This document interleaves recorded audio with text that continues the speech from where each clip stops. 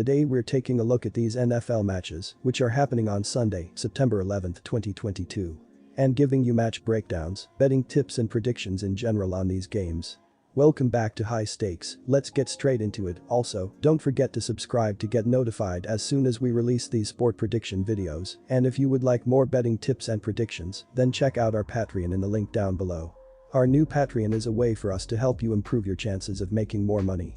Multiple plans are available for each and every one of you. You can get 30 extra betting picks all the way up to 360 extra betting picks per month. Stop wasting hours of your time searching for bad betting picks that ends up costing you a lot of money. Join the High Stakes Patreon now and get the best betting picks.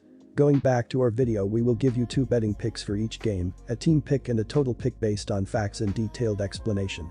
So make sure to watch our videos till the end so you don't miss any of our picks. New York Giants vs Tennessee Titans. The Tennessee Titans are home favorites on Sunday, as they should be. The New York Giants have not proven themselves as a winning football team under QB Daniel Jones. The Titans will feed Derrick Henry all day and control the ball. The Giants will have trouble moving the ball if their running game and shut down. Our team pick is Tennessee Titans minus 5.5 points. The New York Giants will put their faith in QB Daniel Jones for his 4th season under center. Jones threw just 10 touchdowns last season with 7 interceptions. Jones will have some support this season, as RB Saquon Barkley will hopefully remain healthy. Jones also will have Kadarius Toney, who is a likely target this season. Our total pick is over 43.5 points. Minnesota Vikings vs Green Bay Packers. Aaron Rodgers connected with Adams 622 times for 7,590 yards and 69 touchdowns in their time together in Green Bay. That's a big hole to fill. In addition to the trade of Adams, Green Bay also no longer has Marquez Valdes-Scantling or Equanimeous St. Brown at receiver, which leaves Allen Lazard, Randall Cobb, veteran newcomer Sammy Watkins, and rookies Christian Watson, Romeo Doubs and Samori Toure. There is also uncertainty at the tight end position, so the Packers could look to the backfield duo of Aaron Jones and A.J. Dillon to play an even larger role in the passing game. Jones and Dillon combined for 86 receptions and 704 yards a year ago. Only the New York Jets and Houston Texans gave up more yards to opposing offenses than Minnesota did in 2021, and the 25.1 points the Vikings allowed per game were the 9th most in the league. While Minnesota scrapped the 4-3 in favor of the 3-4, cornerback is still a weak point, so this may not be a game where no longer having Adams is a major concern for Rodgers. We expect the back-to-back MVP to spread the ball around and pick apart the Vikings secondary. Our team pick is Green Bay minus 2.5 points. The Green Bay Packers wrapped up their season holding a 13-4 record. In their last contest of last season, the Packers went up against the 49ers and took a loss by a score of 13-10. Aaron Rodgers connected on 20-29 with 225 yards passing. He had a QB rating of 91.9 and ended the contest with no interceptions. Davante Adams held an average of 10.0 yards per catch by accounting for 90 yards on 9 receptions. Aaron Jones was the rushing leader for the Packers with 12 carries for 41 yards, 3.4 yards per carry. On the day, they ran 54 plays which converted into 263 yards. The Green Bay Packers ended up running the ball 20 different times and totaled 67 yards, which earned them an average of 3.4 yards per attempt. When it came to the battle of the line of scrimmage, the Packers conceded 106 yards on 29 tries, which calculates to 3.7 yards per rush surrendered. Green Bay conceded 11 completions on 19 tries for a total of 106 yards and a completion percentage of 57.9%. Our total pick is over 48.5 points. Las Vegas Raiders vs Los Angeles Chargers. The Las Vegas Raiders ended the season having earned a 10-7 record. In their last game of last season, the Raiders took the field against the Bengals and ended up losing by a score of 26-19. Derek Carr went 29-54 with 310 yards through the air and 1 touchdown. He had a quarterback rating of 69.2 and finished the contest with 1 pick. Josh Jacobs led the offense in rushing for the Raiders with 13 carries for 83 yards, 6.4 yards per carry. Hunter Renfrow averaged 7.3 yards per reception by recording 58 yards on 8 catches. The Las Vegas Raiders ran the rock 14 times and recorded 103 yards, which had them averaging 7.4 yards per attempt. Once the final whistle blew, they ran 71 plays which gave them a total of 385 yards.